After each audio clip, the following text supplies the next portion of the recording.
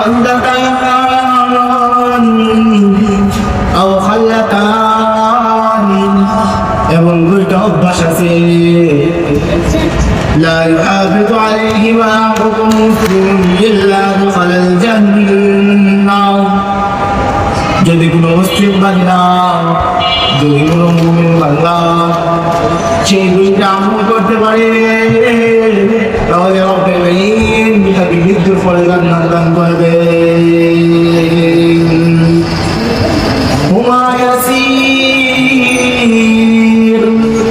নবী বলেন সেই দুইটা আমল হলো সহজ আমল। হুমা ইয়াসির যে দুইটা আমল করতে কষ্ট লাগে না, যেই দুইটা আমল সহজে করা যায়।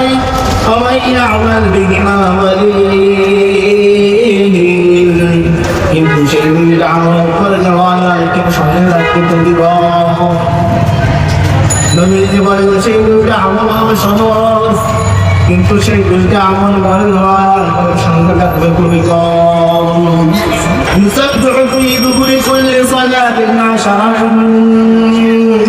ويحمد الله عشرا وكبر الله عشرا। الصبح نماز পড়ে মাত্র 10 বার করে সুবহানাল্লাহ পড়া, মাত্র 10 বার করে আলহামদুলিল্লাহ পড়া, মাত্র 10 বার করে আল্লাহু আকবার পড়া। রাসূল পাক সাল্লাল্লাহু আলাইহি ওয়াসাল্লাম বলেন আমার জীবন যদি 5 ওয়াক্ত নামাজ পড়ে মাত্র 10 বার করে সুবহানাল্লাহ, 10 বার করে আলহামদুলিল্লাহ, 10 বার করে আল্লাহু আকবার পড়ে তাহলে ব্যক্তি মৃত্যুর পরে জান্নাতে যাবে। নবী করিম সাল্লাল্লাহু আলাইহি ওয়াসাল্লাম বলেন 5 ওয়াক্ত নামাজ দিয়ে আমার বান্দা মাত্র 150 বার 150 বার মরিয়া পড়বে সুবহানাল্লাহ আলহামদুলিল্লাহ আল্লাহু আকবার। আল্লাহ তাআলা মিজানের পাল্লার মধ্যে ওই ব্যক্তির আমল নামার মধ্যে 1000 বার পড়ার সওয়াব দান করবে। ভাই ওই আমলটা খুবই সহজ, যদি আমরা 33 বার পড়তে না পারি মাত্র 10 বার করে 5 করে নামাজ পড়ে সুবহানাল্লাহ আলহামদুলিল্লাহ আল্লাহু আকবার এই কাজটা পড়ি তাহলে রাসূল করিম সাল্লাল্লাহু আলাইহি ওয়াসাল্লাম বলতেছেন ওই ব্যক্তি মৃত্যুর পরে দোকান দেবে। রাসূল করিম সাল্লাল্লাহু আলাইহি ওয়াসাল্লাম এই তাওসিফ হাদিসের মধ্যে বলতেছেন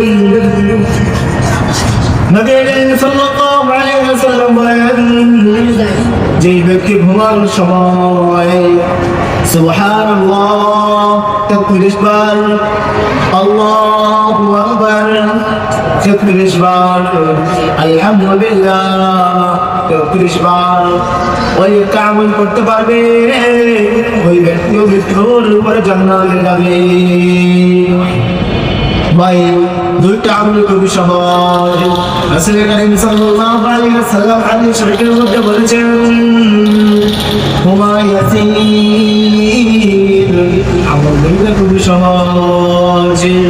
সবাই আমল বিনিমা মালিক, কিন্তু সেই আমল করনেওয়ালা লোকের সংখ্যা থাকবে একেবারে কম। তখন সাহাবায়ে কেরাম প্রশ্ন করলেন ইয়া রাসূলুল্লাহ ইয়া হাবিবাল্লাহ